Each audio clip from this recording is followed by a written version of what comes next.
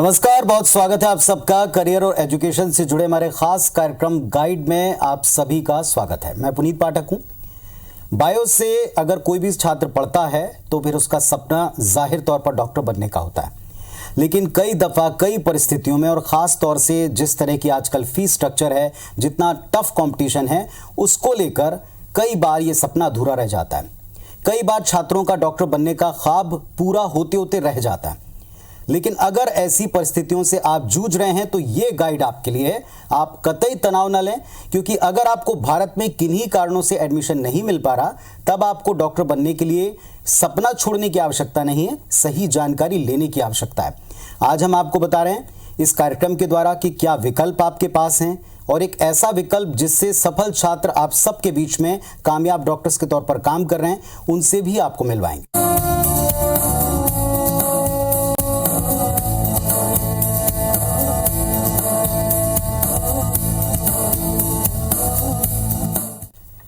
और आज का गाइड बहुत ही खास है। हमारे साथ में आज जानकारी देने के लिए जुड़े हैं डॉक्टर फणी भूषण पोटू साहब, डायरेक्टर हैं ISM के, इंटरनेशनल स्कूल ऑफ मेडिसिन के। हमारे साथ में छत्तीसगढ़ के स्वास्थ्य मंत्री TS सिंहदेव जी।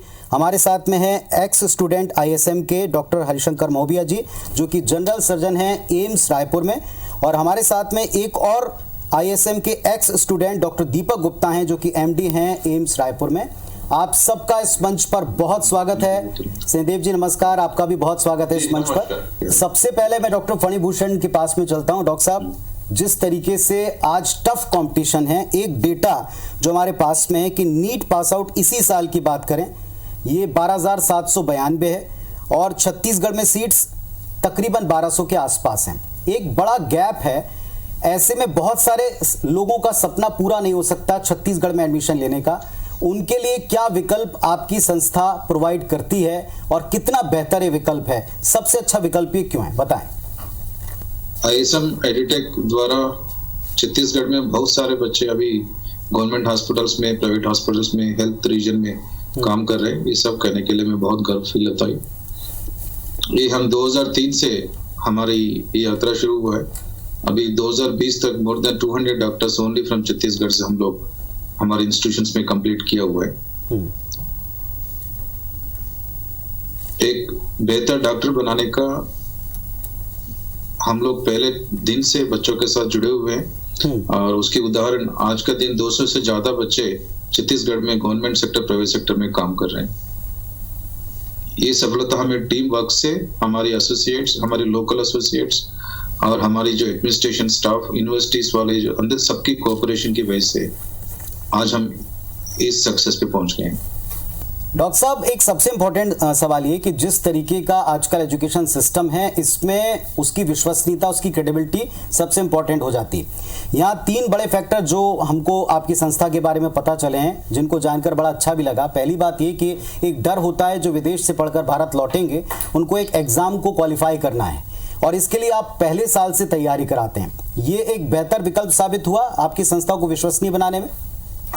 थोड़ा इसके बारे में बताएं। जी बिल्कुल, मैं इसी बात में कहना चाहिए, इसलिए आपको सक्सेस के बारे में बताया था। ये पहले दिन से, जिस दिन से हमारा कॉलेज में एडमिशन हुआ है बच्चा, जब तक ग्रेजुएशन नहीं होता है, हर दिन हम उनके साथ एजुकेशन वाइज, क्वालिटी वाइज काम नहीं करेंगे, ये सब सफलता नहीं मिलता है। हम लोग, आपको पता होगा, as a foreign medical graduates कोई भी इंडिया वापस आने के बाद एक एग्जाम देना होता है, FMG एग्जाम कहते हैं। इस एग्जाम की हम पहले दिन से हमारी रेगुलर करिकुलम के थ्रू परमानेंट इंडियन फैकल्टीज वहां पे रह के वहां का करिकुलम और इंडियन करिकुलम का डिफरेंसेस को ऑब्जर्व करते हुए रेगुलरली इंडियन टीचर्स, इंडिया की जो बेस्ट फैकल्टीज वहां पे बुला के, विजिटिंग फैकल्टी वाइज कुछ परमानेंट फैकल्टी वहां पे रह के उनको FMG के बारे में पढ़ाया जाता था। मगर अब जो है, आपको भी पता होगा कि इंडिया की मेडिकल काउंसिल ऑफ इंडिया को रिप्लेस किया गया, मेडिकल में ग्रेजुएट हो रहे और विदेश में ग्रेजुएट, इन सबको इन फ्यूचर में एक ही एग्जाम देना होगा। इसको नीट PG कहा जाएगा या नेशनल एग्जिट टेस्ट कहा जाएगा। जी, आपकी छत्तीसगढ़ में भी जो गवर्नमेंट कॉलेज से भी कोई भी ग्रेजुएट होगा और हमारे ISM एडुटेक के थ्रू माध्यम से कहीं भी विदेश में पढ़ रहे, वो बच्चे भी एग्जाम देंगे। उन सबको एक ही एग्जाम देके इंडिया में डॉक्टर बनने का रजिस्ट्रेशन मिलने के लिए एक ही एग्जाम देना होगा। हमारे साथ में TS सिंहदेव जी हैं। सिंहदेव जी, एक सबसे बड़ी बात ये कि ऐसी संस्थाएं जो ब्रिज का काम कर रही हैं, जो नीट क्वालिफाई करने वाले हैं, एक तरफ डॉक्टर्स की भारी कमी है, हमें आवश्यकता है, दूसरी तरफ ऐसी संस्थाओं की भी हमें आवश्यकता है जो हमें काबिल डॉक्टर्स दें, और जो नंबर्स हमारे पास अभी प्रदेश के भीतर सीट्स के तौर पर अवेलेबल हैं वो अपर्याप्त हैं, स्पष्ट दिखाई पड़ता है। ऐसे में ऐसी ब्रिज संस्थाओं से सरकार की, विभाग की क्या अपेक्षा है? ये संस्थाएं निजी तौर पे कोचिंग क्लासेस जैसे होती हैं उस तरह की ये संस्थाएं हैं, और जो MCI ने नियम बनाए हैं जी, तो 24/2/2014 मेडिकल काउंसिल ऑफ इंडिया ने एक सर्कुलर निकाला था, और वो कंटिन्यूएशन में था 15/9/81, 2/5/85, 9/2/87, 7/98, 4/6/2003 इसी विषय पे लगातार ये होता रहा कि जो छात्र बाहर जाके अगर पढ़ के आते हैं तो उनको यहाँ पर रजिस्ट्रेशन कैसे मिलेगा।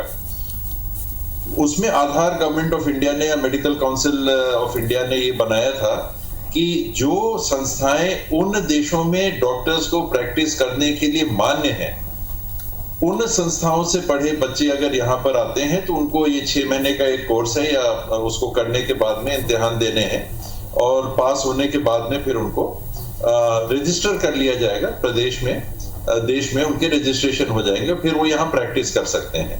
सिंहदेव जी, काफी संख्या में सफल होकर ऐसे डॉक्टर्स ने यहाँ क्वालिफाई भी किया है और अब छत्तीसगढ़ में सेवाएं भी दे रहे हैं।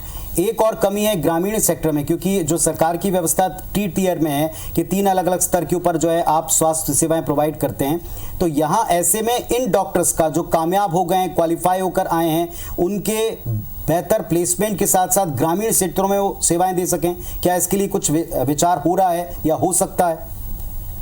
ये खुला है, ये तो चल भी रहा है। अगर एक बार आपका रजिस्ट्रेशन हो गया, फिर 2 प्रोसीजर रहता है, एक डायरेक्ट अपॉइंटमेंट वो PSC इत्यादि उसके माध्यम से होता है, और एक कॉन्ट्रैक्ट अपॉइंटमेंट जो सीधे आप ले सकते हैं। संविदा जो बीच में आपने देखा बात भी आई थी कि जो संविदा में काम कर रहे हैं कह रहे हैं हमको अब रेगुलर भी कर दीजिए, तो ये समस्याएं रहती हैं। तत्काल आपको भर्ती भी करना है, आपको सेवाएं भी लेनी है, क्वालिफाइड लोग भी कम हैं, विदेश से आते हैं, अगर उन्हें वो कोर्स पूरा करके, ब्रिज कोर्स है उसको पूरा कर लिया और रजिस्टर्ड हो गए, तो जब तक PSC इत्यादि की प्रक्रिया से डायरेक्ट जो भर्ती की प्रक्रिया है उसके अतिरिक्त भी इनका अगर रजिस्ट्रेशन हो जाए तो नौकरी में इनको रखा जा सकता है, संविदा नियुक्ति में इनको रखा जा सकता है। मेरे ख्याल से कहीं कहीं कोई दिक्कत नहीं है इसमें। हमारे साथ में डॉक्टर फणिभूषण जी हैं जो कि डायरेक्टर हैं ISM के। फणी जी, एक बहुत बेहतर विकल्प और सशक्त विकल्प आपने दिया है छात्रों को उनका सपना पूरा करने के लिए। इसमें सबसे काम की बात यह है कि आप पहले साल से उन्हें तैयारी कराते हैं उस एग्जाम की जिसको अपीयर किए बिना वो यहाँ प्रैक्टिस नहीं कर सकते, किसी सेक्टर में काम नहीं कर सकते। सैकड़ों छात्र हैं जो छत्तीसगढ़ में आकर काम कर रहे हैं, और क्या आगे आपने इन छात्रों के बारे में सोचा है, उनके प्लेसमेंट के बारे में सोचा है? संस्था पर ये सालों साल विश्वास बढ़ाने के लिए आप क्या और कदम उठा रहे हैं? जी, किसी संस्था पे ऐसे नाम कमाने के लिए हमको ट्रांसपेरेंसी की जरूरत है जी, और क्वालिटी वाइज एजुकेशन देना विद ट्रांसपेरेंसी के साथ, क्योंकि विदेश में जाते वक्त बहुत सारी पेरेंट्स की माइंड में बहुत सारे क्वेश्चंस होते हैं, तो उनको जो बच्चा बाहर पढ़ाई करने जा रहा है उसको as a father, as a parent जैसे गाइडेंस देना, एक टीम वर्क के साथ उनको कंप्लीट एजुकेशन, क्वालिटी एजुकेशन देना।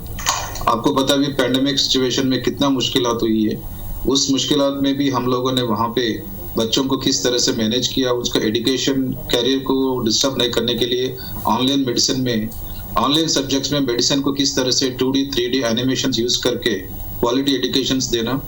उसी टाइम पैंडेमिक सिचुएशन में उनको वहाँ पे रहने के लिए हर तरह का इंतजाम करना, खाने पीने में किसी दिक्कत न हो, लॉकडाउन में उस सिचुएशन में भी कोई किसी तरह से उनको दिक्कत आने नहीं दिया हमने।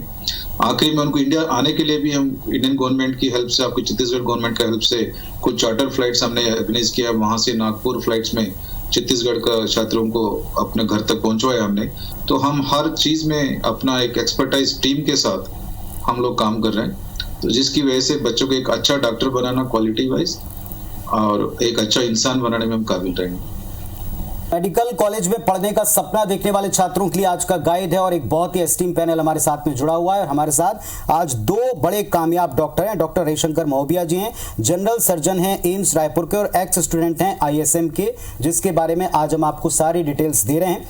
डॉक्टर महोबिया, आपका निर्णय लेना कि आप विदेश में जाकर पढ़ें और आज एम्स जैसी संस्था में आपका सफलतापूर्वक काम करना, ये पूरी जर्नी को आप कैसे देखते हैं? भारत के स्टूडेंट से जो डॉक्टर बने हैं कैसे डिफर करता है? मैं 2007 में यहाँ से गया हुआ था इंडिया से पढ़ाई करने के लिए। 2007 में मैंने यहाँ की एग्ज़ाम भी दी हुई थी, बट जैसे कि आपने बताया कि सीट्स की रेशियो और एग्ज़ाम देने की रेशियो बहुत फासला है, तो मेरे को यहाँ पे सीट नहीं मिल पाई थी अच्छे रैंक आने के बावजूद। सो फिर मैंने एक विकल्प के रूप में देखा कि यहाँ के अभी मेरे पास दो विकल्प थे। एक तो यहाँ की इंडिया की प्राइवेट कॉलेज थी और बाहर की जो ISM है वो थी, बट फीस स्ट्रक्चर में काफ़ी फ़र्क होने के कारण से मैंने ISM को चूज़ किया। मैंने वहाँ से पढ़ाई की, 2012 में वहाँ से पढ़ाई करके निकला। फिर इंडिया में आके फिर मैंने यहाँ का एग्ज़ाम दिया और मैं वो एग्ज़ाम एक बार में फर्स्ट अटैम्प्ट में ही पास किया। देन मेकाहारा में आके मैंने अपनी इंटर्नशिप की और फिर रायपुर के कुछ हॉस्पिटल्स में मैंने अपनी सेवा या ड्यूटी दी है यहाँ पे। मैं देखता हूँ यहाँ पे फिर मैंने आगे फिर पोस्ट ग्रेजुएशन किया पुणे से, आदित्य बिरला हॉस्पिटल पुणे से। देन पुणे से फिर पोस्ट ग्रेजुएशन जनरल सर्जरी में करके आज एम्स में मैं कार्यरत हूँ। डॉक्टर गुप्ता, आपका भी एक्सपीरियंस में ज़रूर यहाँ तमाम लोगों तक साझा करना चाहूँगा। क्या एक्सपीरियंस है? पहले बड़ा फ़र्क माना जाता था, अलग अलग तरह के ओपिनियन सबके होते थे जो विदेश से डॉक्टर बनकर यहाँ आए हैं। क्या ये बाइफर्केशन या ये जो दोहरी सोच है ये अब ख़त्म हो पाई है? क्योंकि आप लोगों ने पायनियर किया, आप लोग कामयाबी के साथ में इन्हीं डॉक्टर्स के साथ में काम कर रहे हैं, कॉम्पीट कर रहे हैं और बहुत अच्छा काम भी कर रहे हैं, ऐसा हमें सुनने में आया है। तो क्या अब ये चीज़ें बदल चली हैं, ये धारणा बदली है? देखिए, ये बहुत ही स्वाभाविक सी बात होती है कि जब भी कोई चीज़ें मुख्य धारा से थोड़ी अलग होती है तो वहाँ पे कुछ मिथ होना, कुछ कन्फ्यूज़न होना, कुछ मिसअंडरस्टैंडिंग होनी बहुत स्वाभाविक सी बात होती है। मैं खुद जब मैं वहाँ ISM जा रहा था, जब मैंने डिसाइड किया कि मुझे बाहर से MBBS करना है, तो मेरे मन में भी, मेरे पेरेंट्स के मन में भी और आसपास जो मेरे फ्रेंड्स हैं सबके मन में क्वेश्चन होता था कि वहाँ की चीज़ें कैसी होंगी, वहाँ पे प्रॉब्लम्स क्या होंगी, वहाँ से आप आने के बाद यहाँ काम कर पाओगे या नहीं कर पाओगे, जिस माध्यम के थ्रू आप जा रहे हो क्या वो माध्यम सही है, जिस कॉलेज में आप जा रहे हो वहाँ पर क्या वो कॉलेज सही है, क्या वहाँ से आने के बाद MCA एग्ज़ाम क्रैक कर पाना आपके लिए कितना आसान होगा, कितना डिफिकल्ट होगा। इनफैक्ट आप एग्ज़ाम को क्रॉस कर भी लेते तो क्या आपको गवर्नमेंट एक्सेप्ट करेगी, या जिस हॉस्पिटल में आप काम करोगे तो वहाँ का माहौल आपके लिए क्या अलग होगा, या वहाँ के डॉक्टर्स जो इंडिया से ग्रेजुएट हैं उनका व्यवहार आपके लिए क्या होगा। तो ऐसे बहुत सारे क्वेश्चंस थे मन में, लेकिन एक चीज़ था कि नहीं यार ठीक है, अगर ये चीज़ें हैं, मेरे सीनियर्स करके आ चुके हैं, ये चीज़ें मैं देख रहा हूँ, तो व्हाई कैंट आई। तो इस क्वेश्चंस के साथ जब मैं वहाँ गया, वहाँ जाने के साथ भी कुछ चीज़ें ऐसी थी जो फैक्टर्स जो मुझे इन्फ्लुएंस करते थे कि नहीं यार हो सकता है कि मैं इंडिया में कुछ और कर सकता था, मैं फील्ड चेंज कर सकता था। क्योंकि इंडिया में ऐसा पॉपुलेशन है जहाँ पे कंपटीशन है, तो आपके सपने और आपके डेस्टिनी के बीच जो डिफरेंस है उसको पूरे करने के बहुत ही कम तरीके होते हैं। या तो आप बहुत मेहनत करिए या तो फिर आप सपने को छोड़ दीजिए। सपने छोड़ना एक बहुत ही टफ डिसीजन होता है, क्योंकि उस सपने को आपने अपनी पूरी स्कूल लाइफ में देखा हुआ है। तो आप सोचो कि नहीं, सपने छोड़ने से बेटर है कि मेरे पास जो अल्टरनेटिव ऑप्शंस है मैं उसके थ्रू जाऊँ। फॉरेन कंट्री में जाना, वहाँ से MBBS करना एक बहुत बड़ा डिसीजन होता है कैरियर के मैटर पे। तो वहाँ जाना और फिर वहाँ पे 5 साल आपको स्टडी करना है, वहाँ की चीज़ें कैसी होंगी, बहुत सारे क्वेश्चंस माइंड पे होते थे। इन सबको लेते हुए वहाँ गया और वहाँ मैंने 5 साल स्टडी की। वापस 5 साल मैंने पास आउट होकर के मैं यहाँ आया और मैंने फर्स्ट अटेम्प्ट में एग्जाम क्लियर किया यहाँ पे। And then DD hospitals Delhi से मैंने इंटर्नशिप किया। वर्कआउट करने के बाद फिर यहाँ मैंने एम्स रायपुर में काम कर रहा हूँ। कुल मिलाकर बातों का सार ये कि आप एक स्तर के ऊपर अपने आप को लेकर आ गए हैं। हाँ। रास्ता थोड़ा अलग है, लेकिन अब जर्नी आपकी ठीक वैसी है जैसे यहाँ के डॉक्टर्स की होती है, और यहाँ भी आपको उतना ही हार्डवर्क करना है, और हार्डवर्किंग डॉक्टर्स की अभी सबको बहुत जरूरत है। सिंहदेव जी, अभी जो 2 डॉक्टर्स की बातें हमने सुनी, उनसे इतना तो क्लियर है कि टफ कॉम्पिटिशन को फेस करने वाले छात्र अगर कामयाब नहीं हो पाते तो थोड़ी उनको दिक्कत होती है। प्रदेश के छात्र जो डॉक्टर बनने का ख्वाब रखते हैं और किसी तरह डॉक्टर बन गए हैं, वो बेहतर से बेहतर सेवाएं दें, उनकी तरफ से वो प्रयास कर रहे हैं। लेकिन इनकी संख्या बढ़े और इनकी संख्या एक बेहतर क्वालिफाइड डॉक्टर्स के तौर पर हमारे साथ जुड़कर सेवाएं दे सके प्रदेश के साथ, इसके लिए हम उनको क्या मैसेज दें? उनका स्वागत है। देखिए, जो इशू है सीधा सीधा आपने शुरू में ही रखा कि देश में MBBS की सीट्स लिमिटेड हैं। अगर वो लिमिटेड सीट्स के आगे बच्चे पढ़ना चाहते हैं तो उनके पास विकल्प क्या है? स्वाभाविक है कि देश में तो मेडिकल कॉलेज है नहीं, तो अगर देश में मेडिकल कॉलेज की सीट बंद खत्म हो गई है तो वो अन्य देशों में जाके कोर्स अगर उनको एडमिशन मिलता है तो वहां से पढ़ के अगर आते हैं तो वो अपनी सेवाएं यहाँ दे सकते हैं। उन देशों की भी वो संस्थाएं उन देशों में मेडिकल प्रैक्टिस करने के लिए मान्यता प्राप्त है। केवल भारत सरकार ने ये कहा है कि वहां उन देशों की मान्यता प्राप्त संस्थाओं से क्वालिफाई करने वाले डॉक्टर्स को एक नेशनल मेडिकल बोर्ड है, उसकी जो परीक्षा है उसको पास करना है, फिर आप बाकायदा एनरोल हो जाएंगे और बाकी एमबीबीएस और देश में पढ़े हुए एमबीबीएस और बाहर से पढ़ के देश के बच्चे आए हैं, उनमें कोई अंतर नहीं रह जाएगा। वो अपॉर्चुनिटी, आपको मौका कहाँ से मिला, केवल इतना फर्क है। और बाकी संस्था में जब उस सिस्टम से आप आके क्वालिफाई करके रजिस्टर्ड प्रैक्टिशनर आप हो जाते हैं, रजिस्टर्ड एमबीबीएस हो जाते हैं। हर राज्य को डायरेक्शन है कि ऐसे बच्चों का आप रजिस्ट्रेशन करिए, उस प्रक्रिया से फिर वो गुजरे और उनको उनकी मान्यता हो जाती है, फिर कोई अंतर नहीं है। चलिए, आपकी बातों से काफी उत्साह बढ़ेगा इन स्टूडेंट्स का भी और इन डॉक्टर्स का भी जो यहाँ सेवाएं देना चाहते हैं। डॉक्टर फणीभूषण, उम्मीद करता हूँ मेरी आवाज अब आपको मिल रही होगी। मेरा सवाल था कि मिथ है कि विदेश में पढ़ना बहुत महंगा है और जरूरतमंद छात्र जो इतना भी अफोर्ड ना कर सकें उनके लिए भी आप कुछ मदद करते हैं, इस तरह की जानकारी हमको मिली। हमारी ISM एडुटेक संस्था इस टाइम पे इस कोविड सिचुएशन में कितना मुश्किल आता है, कुछ लोगों का फाइनेंशियल कंडीशंस ठीक नहीं है, इस परिस्थितियों में हमने एक सोनू सूद जी, जिन्होंने इंडिया में ग्रामीण वासियों को उस मुश्किलात में किस तरह से हेल्प किया, उनको हमारे संस्था का ब्रांड एम्बेसडर चुना गया था। तो अभी हम कुछ ऑल ओवर इंडिया से अराउंड 10 to 15 स्टूडेंट्स जिनकी नीट में 550 से ऊपर आया और बट इनकी एजुकेशनल और इकोनॉमिक कंडीशंस बहुत पुअर है, जो इंडिया में पढ़ नहीं पा रहे, जहाँ पे इवन प्राइवेट कॉलेज में एडमिशन होता भी हो बट उनको फीस जाने के लिए उनके अंदर क्षमता नहीं है। ऐसे अभी हम सोनू जी और हम लोग मिलके एक 15 बच्चों को ऑल ओवर इंडिया से हमारे संस्था द्वारा फ्री में टोटल एजुकेशन, उनको वहाँ का रहने का, खाने का, एजुकेशन फीस सब कुछ करके हम लोगों ने हिस्सा निर्णय लिया। तो मैं भी, आदरणीय मंत्री जी भी अभी लाइन पे, तो उनसे भी रिक्वेस्ट करूंगा कि उनकी तरफ से छत्तीसगढ़ से भी कोई 1-2 बच्चे इस तरह से जो नीट स्कोर अच्छा है 500-550 मगर उनको डॉक्टर बनने का चांस नहीं मिल पा रहे, वो हमें बताएं, जिनकी सही में फाइनेंशियल कंडीशंस ठीक नहीं है, तो हम 100% एक अच्छा डॉक्टर बना के छत्तीसगढ़ गवर्नमेंट को वापस देने की तैयार है। जी सिंहदेव जी, आपने सुना, एक बहुत अच्छी बात उन्होंने यहाँ कही है कि अगर छत्तीसगढ़ शासन भी चाहे, आपका विभाग भी चाहे, तो वो भी बेहतर स्टूडेंट जिनकी इकोनॉमिक स्थिति अच्छी नहीं है उनका पूरा खर्च उठाते हुए उन्हें डॉक्टर बनाकर देने के लिए तैयार है। कुछ कहना चाहेंगे? बहुत आभार उनका, बहुत अच्छी पहल है जी। और पानीग्राही जी का, सोनू जी का, जो लोग इस पहल में भाग ले रहे हैं उनको मैं धन्यवाद भी दूंगा, बधाई भी दूंगा और आभार भी व्यक्त करूंगा। जी, हमारे साथ में यहाँ 2 और साथी डॉक्टर्स हैं। डॉक्टर मौबिया, आप ऐसे स्टूडेंट, चूंकि अब आप उनके सीनियर हैं, तो आप अपने जूनियर्स को जो इस लाइन को फॉलो करना चाहते हैं, जिस लाइन को आपने चुना, जिस रास्ते को आपने चुना, क्या मैसेज है आपका उनको? मेरा मैसेज यही है कि आप अगर सपना देख चुके हैं डॉक्टर बनने का, तो कोई भी रीज़न हो, चाहे फाइनेंशियल रीजंस हो, इंडिया में प्राइवेट कॉलेज में बनने का या रैंकिंग के हिसाब से आपका है, आपके पास ये ऑप्शन, एक विदेश जाके पढ़ाई करने का एक ऑप्शन खुला हुआ है। जैसे कि मैं आपने बताया कि मैं एक राजनांदगांव जिले के छुईकडान एक तहसील के गवर्नमेंट स्कूल से मैंने 12th पास की थी 2007 में, और तभी मैं वहाँ से चला गया था और मैंने पढ़ाई पूरी करके आके आज मैं जनरल सर्जन बन के बैठा हूँ। तो आप वो सपना आपको छोड़ना नहीं चाहिए, आपको अपने सपने की तरफ आगे बढ़ना चाहिए और आपके पास ये एक बहुत अच्छा ऑप्शन है ISM का। डॉक्टर दीपक, उस मिथ के बारे में हम चाहते थे कि वैसे तो डायरेक्टर साहब बताते, लेकिन अभी भी ये है कि विदेश में पढ़ना हर तरह से बड़ा मुश्किल है, वहाँ जाना, वहाँ एडजस्ट करना, वहाँ पढ़ना, वहाँ की फीस, वहाँ का स्ट्रक्चर। लेकिन चूंकि आप इस दौर से गुजर चुके हैं, इस बारे में क्या आप गाइड करोगे छात्रों को? देखिए, बाहर जाकर के पढ़ना ऑफ कोर्स एक थोड़ा सा डिफिकल्ट टास्क होता है, बिकॉज ये थोड़ा सा डिफरेंट इसलिए बिकॉज कंट्री हमें चेंज करनी पड़ती है बाहर जाकर के। बट हाँ, जिस तरीके से ISM ने, हमारे कॉलेज ने इस तरीके से एफर्ट डाला हुआ है कि उन्होंने अपने एक विश्वसनीय ब्रांच यहाँ पे अपने पॉइंट्स खोले हुए हैं, तो एक बहुत अच्छा साधन है जिसके थ्रू हमें सारी चीजें बिल्कुल ऑफिशियली और बिल्कुल जेन्युइनली मिलती है। हमारे साथ में सिंहदेव जी, एक अंतिम सवाल, पोस्ट ग्रेजुएशन की स्पेशलाइजेशन करने की, इसकी भी बहुत ज़रूरत है। काबिल डॉक्टर के साथ साथ स्पेसिफाइड डॉक्टर्स की आज की दौर में बहुत आवश्यकता होती है। बाहर से पढ़ के आए, चाहे देश से पढ़ के आए, यहाँ सेवाएं दें, लेकिन वो स्पेशलाइजेशन बहुत ज़रूरी है। इसके लिए भी क्या सरकार, विभाग, आप चिंतित हैं, कुछ सोच रहे हैं कि ऐसे स्टूडेंट्स के लिए कोई ब्रिज प्रोवाइड किया जा सके और वो यहाँ भी काम करें ग्रामीण क्षेत्रों में?